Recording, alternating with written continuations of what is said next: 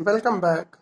आज मैं आपके लिए लेकर आया हूँ मोल कंसेप्ट के कुछ मल्टीपल चॉइस क्वेश्चंस जो आपके कंसेप्ट को और इम्प्रूव करेंगे। आई होप आपने लास्ट वीडियो का डिस्क्रिप्शन वाले डिस्क्रिप्टिव क्वेश्चंस कर लिए होंगे जो बिल्कुल काफ़ी बेसिक्स थे। अब जो आज अपन क्वेश्चन करेंगे वो भी मोल कंसेप्ट का बेसिक ही है। उनको करने से आपके एप्लीकेशंस और एडवांस हो जाएंगे कि आप और नई नई चीज़ें सीख जाओगे मोल कंसेप्ट के क्वेश्चन को सॉल्व करने के लिए कि क्वेश्चन को कैसे अप्रोच करना है। तो ज़्यादा टाइम वेस्ट ना करते हुए शुरू करते हैं क्वेश्चन नंबर 1 से। तो आपके स्क्रीन पर क्वेश्चन आपको दिख रहा होगा, Avogadro number represent. Option 1 is, आप पढ़ लीजिए चार ऑप्शन और अपने मन में आंसर सोच लीजिए, फिर मैं आपको बताता हूँ सही आंसर। देखो, ज्यादातर बच्चे सोचेंगे कि हाँ atom 6.022 10^23 atoms is the right answer. नहीं, ये एटम तो होता ही है। मोल वर्ड अपन मॉलिक्यूल के लिए भी यूज कर सकते हैं, आयंस के लिए यूज कर सकते हैं, रुपीस के लिए यूज कर सकते हैं, किसी भी चीज के लिए मोल वर्ड यूज कर सकते हैं। तो करेक्ट ऑप्शन इज एंटिटीज।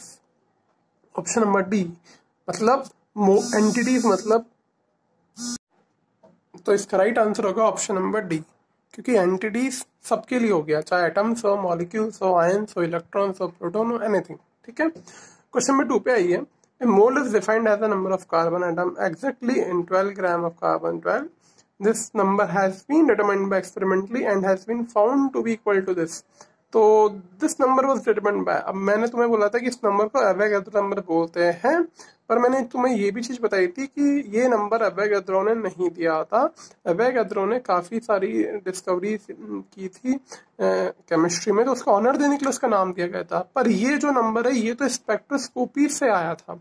ठीक है, तो इसमें जो साइंटिस्ट का नाम है एवोगैड्रो, बर्जेलियस, डाल्टन, ये तीनों ही नहीं है। इसका आंसर होगा नन ऑफ दीज। ठीक है, नन ऑफ दीज इसका आंसर होगा। क्वेश्चन नंबर 3 पे आइए।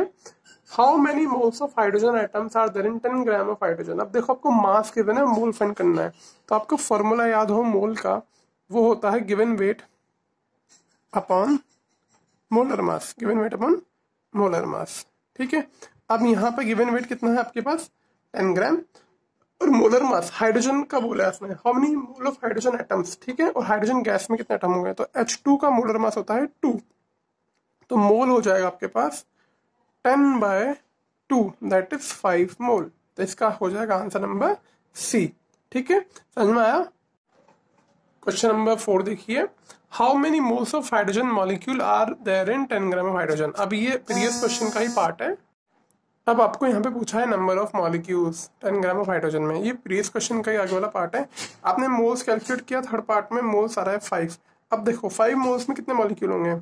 नंबर ऑफ मॉलिक्यूल्स निकालने के लिए आप क्या करते हो, Na से मल्टीप्लाई करेंगे, तो आंसर क्या आ जाएगा 5 इंटू Na। तो इसको सॉल्व कर लीजिए, आंसर आ जाएगा। तो 5 into Na number of molecules होंगे, इसको यानी कि मैं से बोल दूं कि 5 मोल्स मॉलिक्यूल है। ठीक है, 5 मोल्स मॉलिक्यूल बोल सकता हूँ ना, तो वो चीज सही हो जाएगी, 5 मोल्स मॉलिक्यूल। तो इसका आंसर हो जाएगा सी। ठीक है, समझ में आ रहा होगा आप लोगों को। ठीक है, नेक्स्ट पार्ट पे आइए। The number of atoms in 0.1 mole of triatomic gas. अब देखो, आपको याद हो मैंने एक टॉपिक पढ़ाया था एटोमिसिटी। ठीक है, उसमें बोला था नंबर ऑफ एटम्स कैलकुलेट करते हैं। सपोज N2 लिखा हुआ है तो इसकी एटोमिसिटी है 2, O3 लिखा हुआ है तो इसकी एटोमिसिटी है 3। अब आपसे ये नहीं पूछा, आपसे पूछा है कोई ट्राइएटॉमिक गैस है, तो सपोज अननोन गैस मान लेते हैं X3। ट्राइएटॉमिक गैस है, मतलब उस गैस के एक मॉलिक्यूल में 3 एटम है, 1 मॉलिक्यूल में 3 एटम्स है। तो आपको नंबर ऑफ एटम्स बताने हैं 0.1 मोल के अंदर। देखो 1 मोल के अंदर कितना है, 1 मोल के अंदर कितने मॉलिक्यूल्स होंगे इस गैस के, Na मॉलिक्यूल्स होंगे। ठीक है, तो 0.1 मोल के अंदर कितना एटम्स होंगे, 0.1 मोल के अंदर होंगे 0.1 इंटू Na मॉलिक्यूल्स, सॉरी हाँ 0.1 इंटू Na मॉलिक्यूल्स। 1 मोल के अंदर Na मॉलिक्यूल्स होते हैं, तो 0.1 के अंदर आपके 0.1 इंटू Na मॉलिक्यूल्स होंगे। आपसे पूछा एटम्स कितने होंगे, तो एक मॉलिक्यूल में है 3 एटम। देखो यहाँ पे 1 मॉलिक्यूल के अंदर कितना एटम है, 1 मॉलिक्यूल के अंदर आपके पास 3 एटम्स। ठीक है, तो अब नंबर ऑफ मॉलिक्यूल्स आपके इतना है, तो आंसर क्या हो जाएगा नंबर ऑफ एटम के लिए, ये आंसर हो जाएगा 0.1 इंटू Na इंटू 3। ठीक है, ऑप्शन देखिए किस फॉर्म में दे रखा है। ऑप्शन आपके फॉर्म में नहीं है, आपको एन की वैल्यू पुट करनी पड़ेगी। तो एन की वैल्यू आप पुट कर लीजिए, एन की वैल्यू आप पुट करोगे तो आपका ये आंसर आ जाएगा 0.1 इंटू 6.022 10 टू पावर 23 इंटू 3। ठीक है, अब बताइए इसको सॉल्व करने में क्या आएगा। इसको सॉल्व करने पे आपको बच्चों मिलेगा ऑप्शन नंबर ए। क्या मिलेगा? Option number A. 6 3 ज़ा 18 समथिंग, तो यहाँ से मिलेगा 18 को 0.1 से मल्टीप्लाई करूंगा तो 1.8 हो जाएगा। ठीक है, 1.8 हो जाएगा, है ना। तो 18 को 0.1 से मल्टीप्लाई तो 1.8 हो जाएगा। तो हाँ, तो ऑप्शन नंबर सी हो जाएगा आपका। क्या हो जाएगा? ऑप्शन नंबर सी हो जाएगा 1.8 इंटू 10⁻23। ठीक है, समझ में आया? काफी सिंपल पार्ट था। अब आगे देखिए question number 6। Number of molecules in 1 litre of water is close to, कि आपके पास कितना वाटर है? वाटर है आपके पास 1 लीटर, 1 लीटर पानी है आपके पास, यानी कि वाटर होता है H2O। अब आपका सीधा सा कंसेप्ट मॉलिक्यूल्स फाइंड करना है, तो मैंने आपको बता रखा है पहले मोल्स फाइंड करो। मोल्स फाइंड करने के लिए आपको चाहिए गिवन वेट अपन मोलर मास। मोलर मास तो वाटर का होता है 18, 2 हाइड्रोजन का और 16 इसका, तो ये हो जाएगा 18। पर गिवन मास कितना लूँ, गिवन वेट कितना लूँ? आपके पास वॉल्यूम गिवन है, वॉल्यूम तो वॉल्यूम नहीं चाहिए आपको, मास चाहिए। तो आप क्या करोगे? वॉल्यूम को मास में कन्वर्ट करोगे। तो देखो अपन ने पहले सीखा हुआ है यहाँ पे कि 1 लीटर के अंदर होता है 1000 ml। कितना होता है? 1000 ml। और आपको याद हो डेंसिटी वाटर की डेंसिटी होती है 1 ग्राम पर सेंटीमीटर क्यूब, 1 ग्राम पर सेंटीमीटर क्यूब या फिर 1 ग्राम पर ml। ठीक है, 1 ml वाटर का मास होता है 1 ग्राम। ठीक है, तो इसको आप ml को ग्राम में कन्वर्ट कर लोगे तो 1 लीटर के अंदर हो जाएगा आपके पास 1000 ग्राम वाटर। कितना हो जाएगा? 1000 ग्राम वाटर। आप मोल निकालिए, मोल के लिए हो जाएगा गिवन वेट है आपका 1000 ग्राम अपॉन मोलर मास है उसका 18। इसको सॉल्व करके तो आएगा 55.5। ठीक है, ये आपके पास आ गया मोल्स। अब आपको निकालने हैं मॉलिक्यूल्स। तो देखो मॉलिक्यूल्स के लिए क्या करते हैं बच्चों, सीधा सा Na से मल्टीप्लाई कर दो मोल्स को। 1 मोल के अंदर होता है Na मॉलिक्यूल, तो 55.5 मोल्स के अंदर होंगे 55 इंटू Na मॉलिक्यूल्स। Na की वैल्यू पुट करेंगे तो आपको ऑप्शन नंबर ए यहाँ पे मिल रहा है। तो इसका आंसर हो जाएगा ऑप्शन नंबर ए। अब आइए आप 7th पार्ट पे। 7th पार्ट आपका बोल रहा है volume occupied by 1 molecule of water. ये वाटर का एक मॉलिक्यूल है, ठीक है, इसका वॉल्यूम कितना होगा? इसका वॉल्यूम कितना होगा? अब आपको क्वेश्चन में डेंसिटी गिवन है, डेंसिटी है आपकी 1 ग्राम पर सीसी, 1 ग्राम पर सीसी, सेंटीमीटर क्यूब। ठीक है, अब देखो वॉल्यूम निकालना है आपको, तो आप क्या करोगे? पहले मास निकालोगे। क्या निकालोगे? पहले मास निकालोगे। अब पहले आप 1 मॉलिक्यूल का मास निकालिए। किसका मास निकालिए? 1 मॉलिक्यूल का। अभी कैसे निकालेंगे? देखो आपको पता है कि वाटर के 1 मोल का मास कितना होता है? वाटर के 1 मोल का मास कितना होता है? ये होता है 18 ग्राम, दैट इज मोलर मास। ये आपके पास 18 ग्राम हो गया, 18 ग्राम मास हो गया। अब 18 ग्राम वाटर के अंदर आपके पास होते हैं एवोगाड्रो नंबर ऑफ मॉलिक्यूल्स, यानी कि इतने मॉलिक्यूल्स है आपके पास। ठीक है, तो 1 मॉलिक्यूल का मास आ जाएगा। अगर मैं मास ऑफ 1 मॉलिक्यूल निकालूं, मास ऑफ 1 मॉलिक्यूल, तो क्या करूंगा? 18 से डिवाइड कर दूं इसको, ये हो जाएगा 18 डिवाइड बाय 6.022 10⁻23। ठीक है, 6.022 10⁻23 ग्राम। ये आपका एक मॉलिक्यूल का मास आ गया। क्या गया? एक मॉलिक्यूल का मास आ गया। अब इसका वॉल्यूम निकालना है अपन को, तो आप फॉर्मूला यूज करो डेंसिटी का, दैट इज डेंसिटी होती है मास बाय वॉल्यूम। डेंसिटी की वैल्यू आपको गिवन है 1, मास आपको पता है ये वाला, और वॉल्यूम आपको फाइंड करना है। तो वॉल्यूम मास के बराबर आएगा क्योंकि डेंसिटी बराबर है। तो जो मास की वैल्यू है वही आपकी वॉल्यूम की वैल्यू हो जाएगी। यूनिट आपका सेंटीमीटर क्यूब हो जाएगा। ठीक है, अब आपको इस वैल्यू को सॉल्व करना है। अब इस वैल्यू को सॉल्व करना है तो देखो कैसे सॉल्व करोगे। 6 टाइम्स ये 18 करेगा 3 टाइम्स, और ये पावर 23 नीचे, तो जब ये पावर ऊपर जाएगी तो क्या हो जाएगा यहाँ पे? 10⁻⁻23। देखो रफ वैल्यू निकालनी है तो ऑप्शन नंबर सी में आपको ये फिगर दिख रहा होगा। +23 जब ऊपर जाएगा तो -23 हो जाएगा। आई होप आपको पता होगा ये सब, है ना, कैसे होता है। नहीं पता तो मुझसे पूछ सकते हो कमेंट बॉक्स में। तो आंसर आपका आ जाएगा 3 × 10⁻23 सेंटीमीटर क्यूब। ये आपका वॉल्यूम है एक मॉलिक्यूल का। ये क्या है आपके पास? Volume of 1 molecule, volume of 1 molecule. अब आपसे कितने मॉलिक्यूल का वॉल्यूम पूछा फाइंड कर सकते हो रेस्पेक्टिव नंबर से मल्टीप्लाई करके। आई होप समझ में आ रहा होगा आपको, है ना। अब क्वेश्चन नंबर 8 बताइए, how many moles of magnesium phosphate will contain 0.25 mole of oxygen atom. पहले अपन फॉर्मूला लिख लेते हैं यहाँ पे क्वेश्चन नंबर 8 के लिए। मैग्नीशियम फॉस्फेट है, देखो आपको मैं फॉर्मूला कैसे फ्रेम करके दिखाता हूँ। मैग्नीशियम और ये फॉस्फेट लिखा हुआ है, ठीक है। Mg की वैल्यू C2 यानी कि चार्ज +2 है और फॉस्फेट का होता है -3। क्रॉस मल्टीप्लाई करोगे तो बनेगा Mg3PO4 होल ट्वाइस, ये बन गया मैग्नीशियम फॉस्फेट। अब आपसे पूछा यहाँ पे कि कितने मोल मैग्नीशियम फॉस्फेट का लूं कि मुझे 0.25 मोल मिले ऑक्सीजन एटम का। तो मेरी बात बताओ, यहाँ पे आपको एक मॉलिक्यूल में मिल रहे हैं 8 एटम, तो आपको 8 एटम्स ऑफ O मिल रहे हैं 1 मॉलिक्यूल ऑफ मैग्नीशियम फॉस्फेट, ठीक है। अब आपको कितने ऑक्सीजन चाहिए? 0.25 मोल। तो 0.25 मोल में एटम कितने होंगे, इसको NS कर लेंगे।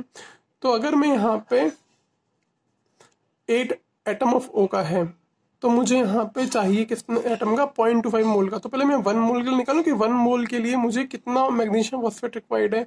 तो मैं क्या करूंगा 1 मोल के लिए, या फिर मैं कम करता हूँ 8 मोल के लिए निकाल देता हूँ। अगर इसको मैं 8 × Na करता हूँ, एटम है NS है तो मोल हो गया, तो इतना मोल मुझे मिलता है। तो यहाँ भी मुझे Na से मल्टीप्लाई करना पड़ेगा,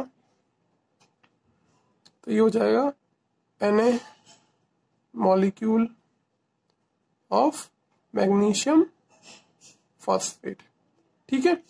ये हो गया 8 मोल का। तो 1 मोल के लिए कितना चाहिए होगा? ये 1 मोल के लिए चाहिए होगा, इसको डिवाइड कर दूं यहाँ पे, तो ये हो जाएगा Na/8 × Na molecules of magnesium phosphate, ठीक है।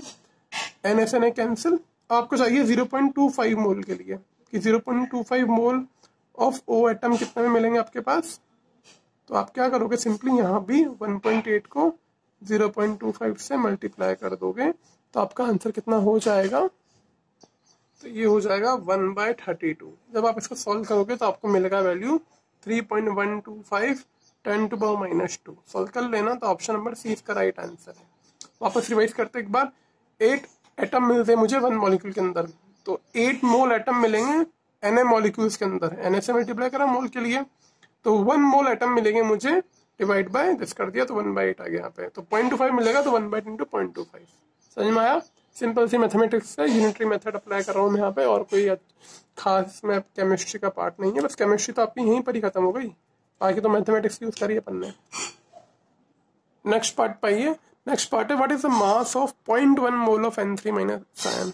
देखो अब N3-, इससे बेटा कंफ्यूज मत होना, क्वेश्चन नंबर 9 है ये। अब यहाँ पे देखो ये इलेक्ट्रॉन का चार्ज है, इलेक्ट्रॉन का मास बहुत नेग्लिजिबल होता है compare to mass of atom.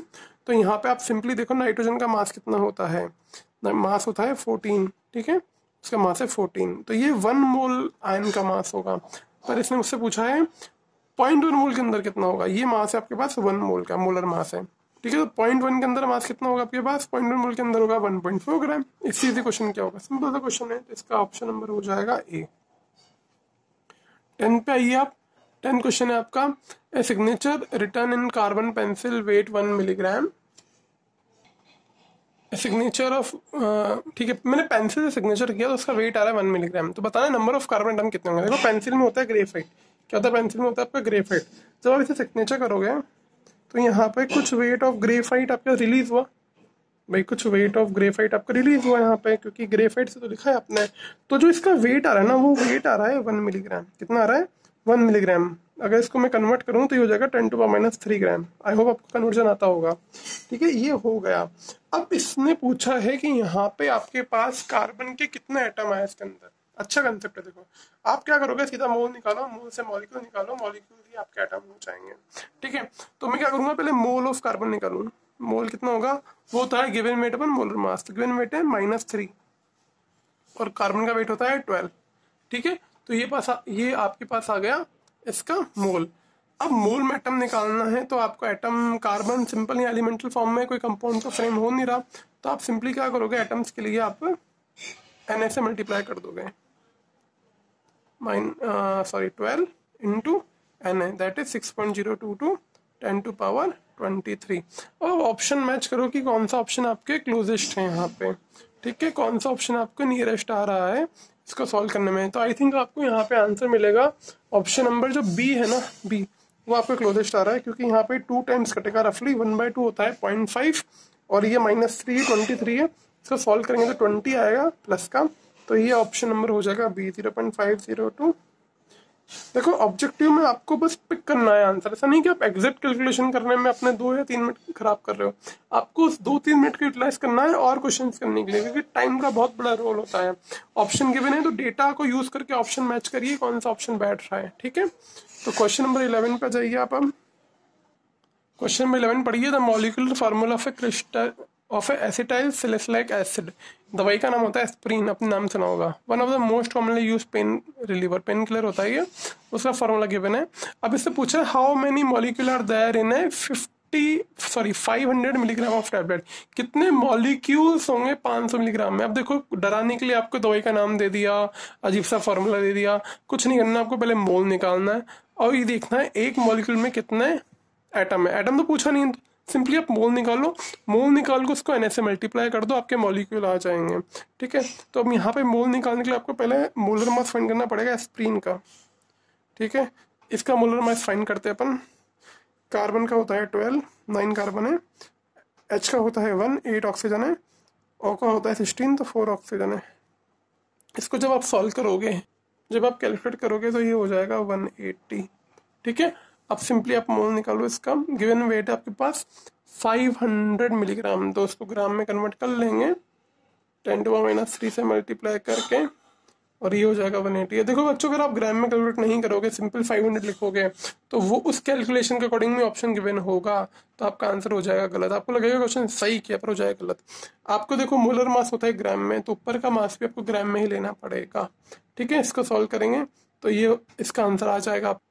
ये तो आपका मॉल है, सॉल्व करेंगे तो आंसर आ जाएगा, पर आपको मॉलिक्यूल फाइंड करना है तो आप पहले इसको Na से भी मल्टीप्लाई कर लीजिए, तो ये हो जाएगा। सिंपली अगर मैं इसको लिखूँ 5/18 इंटू 10⁻² इंटू 6.022 10⁻23, तो यहाँ पे ये 6 से 3 टाइम्स कट जाएगा अप्रोक्सीमेटली। 5/3 की वैल्यू होगी अप्रोक्स 1.67, और पावर हो जाएगी आपके पास 10⁻21। तो देखो आपका ऑप्शन नंबर आ गया सी, तो आपका राइट आंसर हो जाएगा इसका ऑप्शन नंबर सी, ठीक है। कैलकुलेशन देखो आपको करनी है, जितनी आपको कैलकुलेशन करोगे उतने जल्दी आपके आंसर आ जाएंगे। प्रैक्टिस करते रहिए, आपको कैलकुलेशन भी इजीली आ जाएगी, ठीक है। क्वेश्चन नंबर 12 पे आइए आप। क्वेश्चन नंबर 12 बोलता है आपका among the following the number of atoms is greatest 10, सबसे ज़्यादा किसमें एटम होंगे। तो ऑब्वियसली जितने ज़्यादा मोल उतने ज़्यादा मॉलिक्यूल, तो उतने ज़्यादा एटम। तो आप देखते हैं यहाँ पे ऑप्शन क्या क्या गिवन है, क्योंकि ऑप्शन का भी काफ़ी बड़ा रोल होता है इनमें। अब यहाँ पे सिर्फ हाइड्रोजन, क्लोरीन, मैग्नीशियम और आयोडीन लिखा हुआ है, हाइड्रोजन गैस या क्लोरीन गैस नहीं लिखा हुआ। तो देखो ऑप्शन नंबर 1 अगर मैं मोल निकालूं तो गिवन वेट है 4, हाइड्रोजन का वेट होता है 1, तो 4 मोल हो जाएगा। तो 4 मोल को Na से इंटू करूंगा तो 4 N एटम्स हो जाएंगे। ऑप्शन नंबर बी में आइए, क्लोरीन है यहाँ पे 71 गिवन वेट, और इसका वो मोलर मास होता है 35.5, मोल आएगा 2, और एटम के लिए Na से मल्टीप्लाई कर दूंगा, ठीक है। ऑप्शन नंबर सी पे आइए, 48 है। मैग्नीशियम का मोलर मास होता है 12, तो इसका भी हो जाएगा आपके पास 4 Na, ठीक है। ऑप्शन नंबर डी पे आइए, आपका हो जाएगा 127 आयोडीन का, इसका मास भी 127 ही होता है, तो ये हो जाएगा 1 × Na। अब आपको यहाँ पे दिख रहा होगा कि ऑप्शन नंबर ए और सी बराबर आ रहे हैं, ठीक है। ऑप्शन नंबर ए सी बराबर आ रहे हैं, पर एक्चुअली क्या है, मैंने यहाँ पे अप्रोक्स वेट लिया है 1 और 12। मैग्नीशियम का 12 पॉइंट समथिंग होता है, 12 से थोड़ा ज़्यादा होता है, तो ये फिगर थोड़ा सा कम हो जाएगा। इसका राइट आंसर हो जाएगा ऑप्शन नंबर ए, ठीक है। 13 पे आइए आप। 13 क्वेश्चन है, which has the maximum number of atom, सबसे ज़्यादा एटम किस ऑप्शन में। तो आई होप ये क्वेश्चन आप कर लोगे, खुद ट्राई करिए, सिर्फ मोल निकालना है आपको। मैं सॉल्व नहीं कर रहा, ऑप्शन सी बता रहा हूँ। 12 ग्राम कार्बन का मोल आएगा 24 कार्बन का मोल आएगा 2, 24/12 करके, और 56 का आएगा 1 मोल। ऑप्शन नंबर सी में भी आएगा 1 मोल, डी में आएगा 1 मोल। तो देखो सबसे ज़्यादा मोल आ रहा है आपके पास ए ऑप्शन में, तो सबसे ज़्यादा एटम भी आपके हो जाएंगे ए में, तो 13 का आंसर हो जाएगा ए। 14 पे आइए, विच है the maximum number of molecules among the following. अब यहाँ भी क्या करना है आपको, मोल निकालना है। मैं आपको बार बार नहीं निकाल रहा। ऑप्शन नंबर ए के अंदर भी आएगा 1 मोल, बी के अंदर भी आएगा 1 मोल, सी के अंदर आएगा 4 मोल और डी के भी अंदर आएगा 1 मोल। तो 14 का आंसर हो जाएगा सी, क्योंकि सी में ही सबसे ज़्यादा मोल्स आ रहे हैं, सबसे ज़्यादा मॉलिक्यूल भी सी में ही होंगे। 15 क्वेश्चन थोड़ा अच्छा क्वेश्चन है, इसको देखते हैं। The ratio of message of oxygen nitrogen in particular gas mixture है 1:4। नाइट्रोजन सॉरी ऑक्सीजन और नाइट्रोजन का जो रेशियो ना गैसेस का N2 और O2 का, वो रेशियो दे रखा है मास का 1:4। अगर यहाँ पे 100 ग्राम ऑक्सीजन है तो 400 ग्राम नाइट्रोजन होगी। अगर यहाँ 200 ग्राम ऑक्सीजन है तो 800 ग्राम नाइट्रोजन होगी। तो 1:4 का रेशियो आ रहा है। तो इसको मान लो 1x और 4x रेशियो में आई थिंक आप ऐसे ही करते हो। अब आपको मॉलिक्यूल्स निकालने, तो क्या करोगे आप, मोल निकालोगे तो इसको इसके वेट से डिवाइड कर दो, इसको इसके वेट से डिवाइड कर दो, ठीक है, हो गया। तो मॉलिक्यूल का रेशियो कितना आएगा 1/32 इंटू 4/28 मोल का रेशियो। अब जो मोल का रेशियो होगा वही मॉलिक्यूल का रेशियो होगा, क्योंकि आप मॉलिक्यूल करने से मल्टीप्लाई करोगे। तो इसको कट करोगे तो 7 हो जाएगा, तो या 7 यहाँ चल जाएगा, 7:32 आपका आंसर आ जाएगा रेशियो में। तो आंसर नंबर हो जाएगा इसका बी। आई होप आपको क्वेश्चन समझ में आए होंगे। आगे 3 क्वेश्चन और है मेरे पास, तो मैं ये क्वेश्चन आपको दे रहा हूँ ट्राई करने के लिए, और आप इसके आंसर मुझे कमेंट बॉक्स में मेंशन करिए। कोई प्रॉब्लम आती तो मुझसे पूछ सकते हैं। अब मिलते हैं अगले वीडियो में नए टॉपिक के साथ, दैट इज परसेंटेज कंपोजिशन।